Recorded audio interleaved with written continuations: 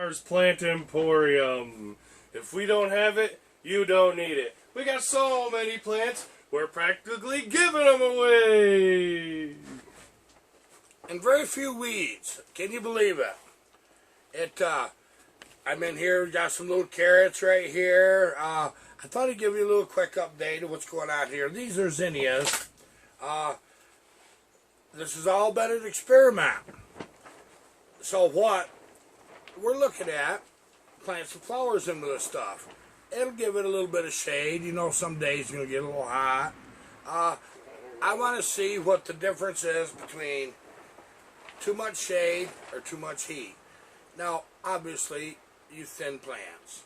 And some of these carrots are going to be thinned here shortly. We have surprisingly good results for the first time outs. And some failures. But the failures I don't think are anything about the greenhouse. I think it's the seed or maybe growing conditions. This has been a cool project. You know what? I got tired of weeding gardens years ago. Back-breaking work.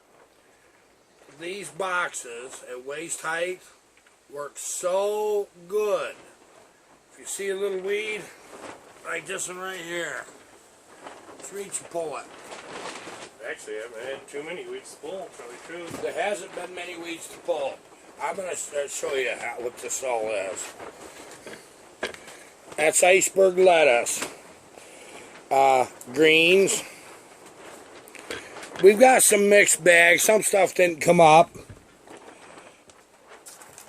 Okay, Savoy cabbage. I just love that stuff. I just can't wait.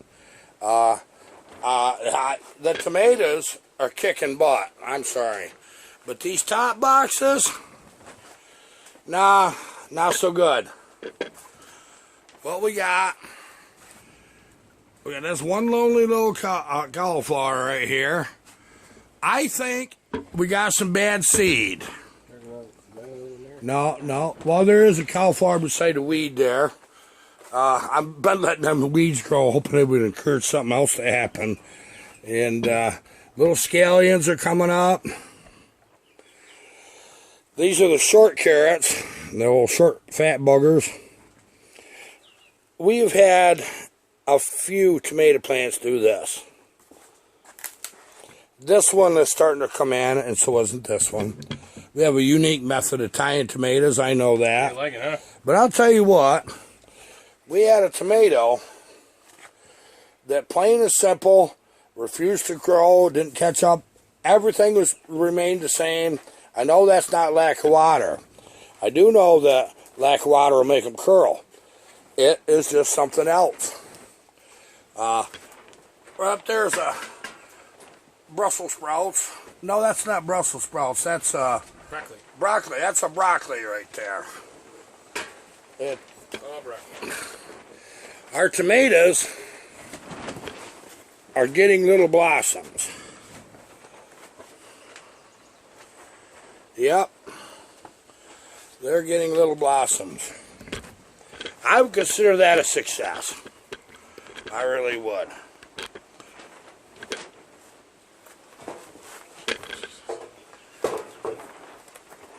What that rocking was right there was the fact that we put planks down because occasionally as I was watering, it was getting a little muddy in here.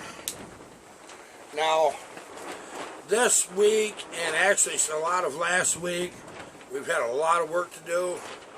Non-chainsaw work. You know, just work that has to be done. Dirty work. I'm looking at Cohen. He's the Maytag repairman, you know. Just about, yeah. Yeah, he works on commercial appliances and restaurants and schools and stuff. Well, with them just opening up a little bit, you know. Yeah, he's been helping old Dad. Been working with me. So, we're trying to get some last minute things done. Handwriting's on the wall. He's going back to work, then I'm all alone. Which, he helps me. It makes things a big boost, so I have to take advantage of that. Yeah. Busy ever. Yes, sir, that's right. Now, I'll show you something that got plowed up. Yeah. Now that is going to be barbaric as all heck, ain't it? It's got a beautiful eye. It really does. I talked to Buck and Billy. Got some expert advice from an axe handler. I'm a chainsaw guy. I don't know axes like that. He gave me some tips and tricks on how to make this into something. As soon as we get these saws all done, this is one of the axe projects. This and that Fiskars. I probably won't. I'll do personal saws and stuff that's came to me from friends that'll carry us right on through probably the end of September. So you're going to see a lot of saw videos. Monday, starting back in, is all next week is saw week. I have no choice. If I can make a living at chainsaws, I'd do it, but it's not there. Can it be? No. You'd have to charge too much. You couldn't do it. And I don't think that's something that you can do all the time. You have to walk away from certain types of jobs. And you want to ruin a good hobby? Make it a job. Make it your living. That'll ruin a good hobby. So let's keep that hobby in. And things like this. These kind of things. As you know, once in a while I go on a rant. Well, I've been about 3 days trying to avoid another rant because I got nothing to complain about. I really don't. But I'll tell you one thing that set me off today. We took pop cans back. Do you have any idea what happens when you throw your pop cans in one thing and another in a shed for about 1.5 years? And then all of a sudden Barbara says, Harvey, yeah, you know what happens. You start hauling cans. Yeah, I got that honeydew. I'm good at the honeydew thing. I got used to living indoors. I want you to know something though. I wear the pants in my family. I do. When she lets me.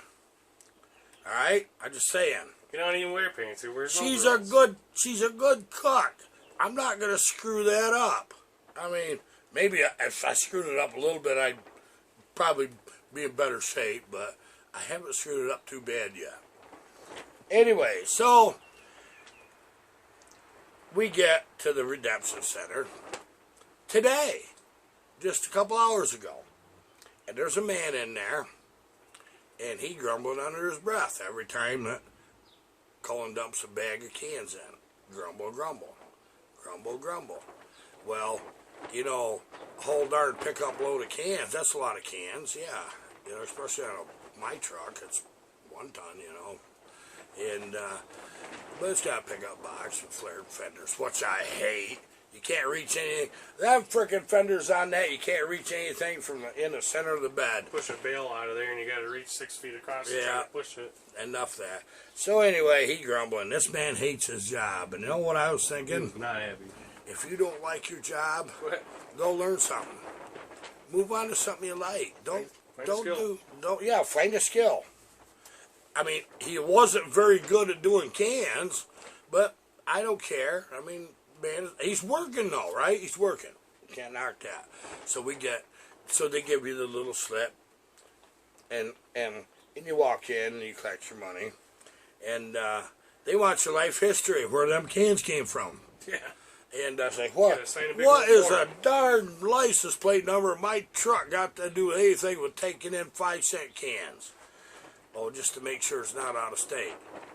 Oh, so you don't want cans coming from out of state into New York. Who wants to come to New York? The people in Pennsylvania, they know they got it made across the border. We go down there. Not the other way around. Anyway, there's this little boy there. Now, he's standing out there in the hot sun. You can see it's hot. It's a little warm right here, too. And this little boy had 3 fairly decent-sized bags of cans and bottles and one thing. Now, I watched him dragging them down the street. How old do you think he was? About 7? 7 or 8, yeah. Yeah, he's dragging them down the street. We were proud to have them bags, too. Yeah. He's going to get him something. He's going to get something. He's going to get something. So, it was running a little close on time, and we had an appointment that we didn't want to really miss. And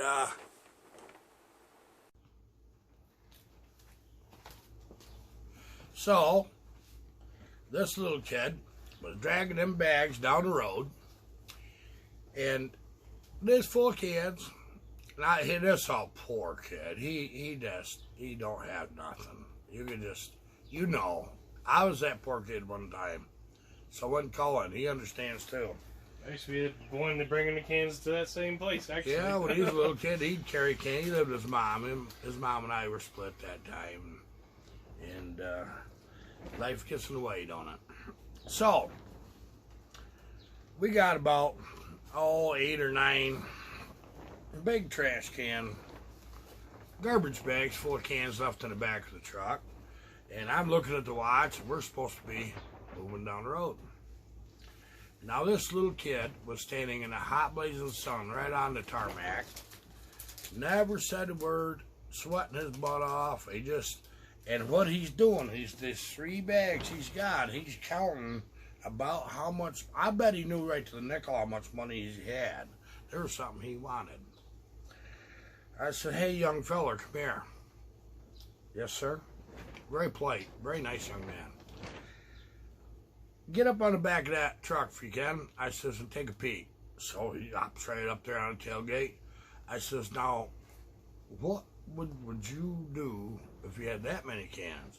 Boy, smile come on his face, eyes brightened right up.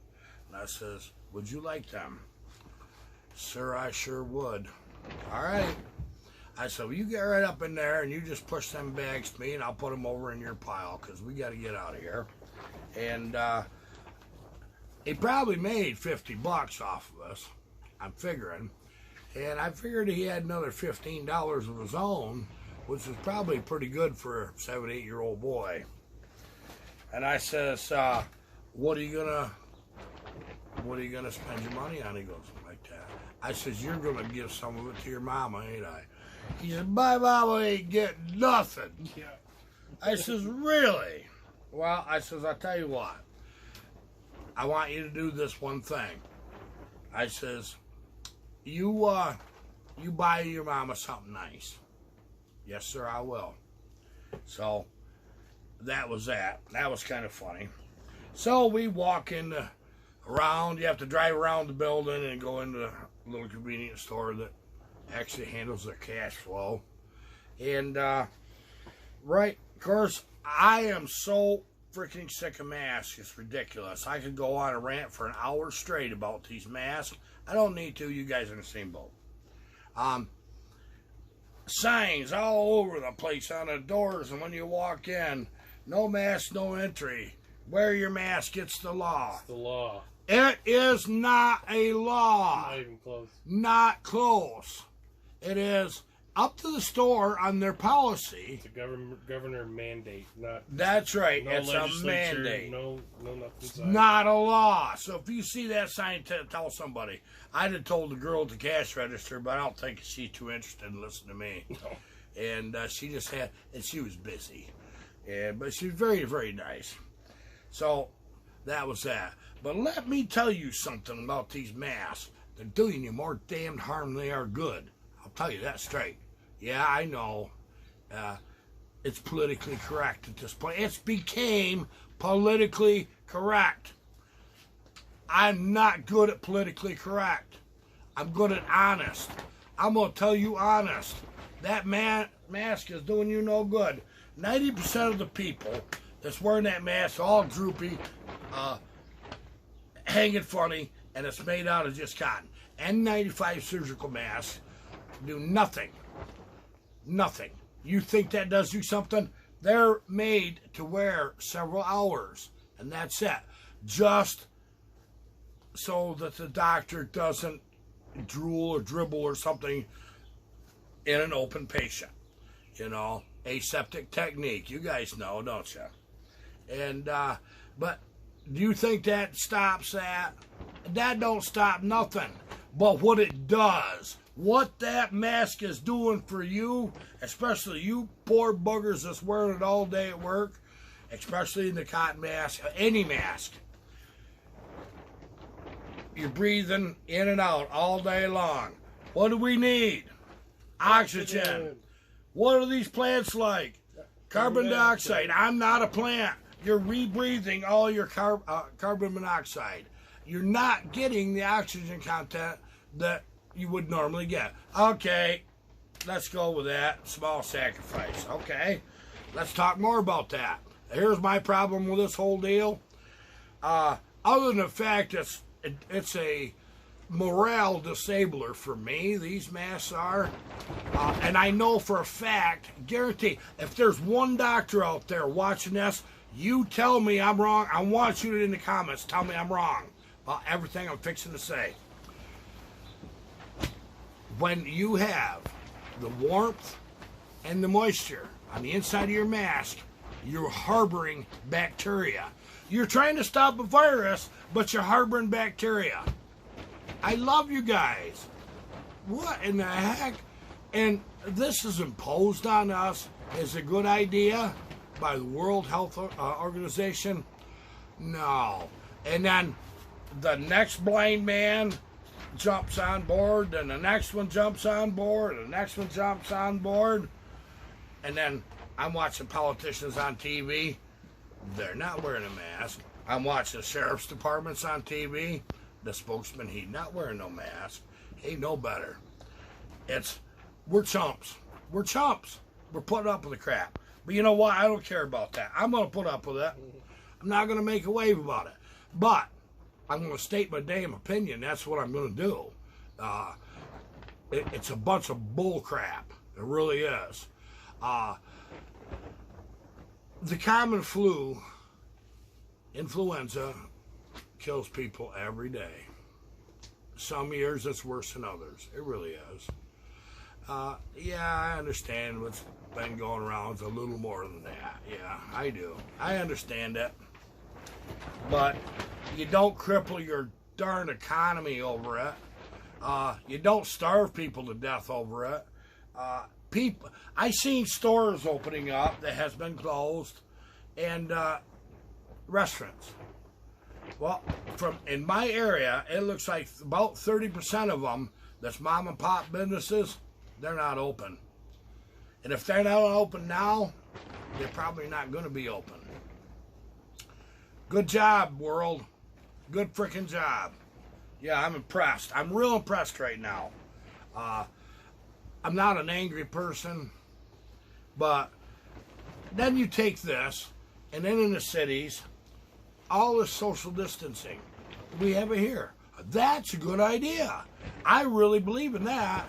If you want to stop something, don't get too close to people. You don't know if they got it, and quite honestly, you don't know if you've got it. If you've got it, you can have it be a carrier for several days before you have symptoms, asymptomatic, and then you can unknowingly pass it. So yeah, stay away from each other.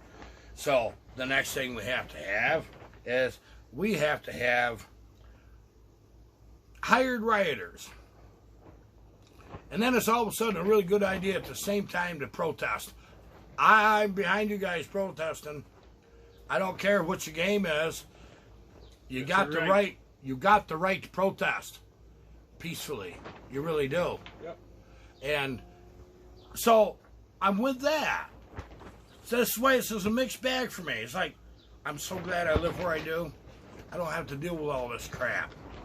Other than I did notice our local law enforcement is out there en masse the last week or two. And that's good. Show of force. Support your local lawman. That's one thing I want you to do. That man's got a bad job to do. He's protecting you. I don't care if you like him or you hate him or anything in the middle. Respect what his job is. Put yourself in another man's shoes. Walk a mile in another man's shoes before you speak about him. That's what you got to do, so you understand the whole deal. Tell you what I want you to do. Wave at him. Hey, how you doing? You know, yeah, we're like this. You everybody got a tail, you know. Just wave at him. Let him know that you've seen him. Yep. Friendly smile sometimes does a lot. That friendly smile is as good as a handshake. Yep, it is. And a milkshake, maybe. Who knows? Buy him a milkshake. Buy him a milkshake. Buy him a milkshake. So, anyways, paid rioters. I got no room for that. I can't wrap my head around this.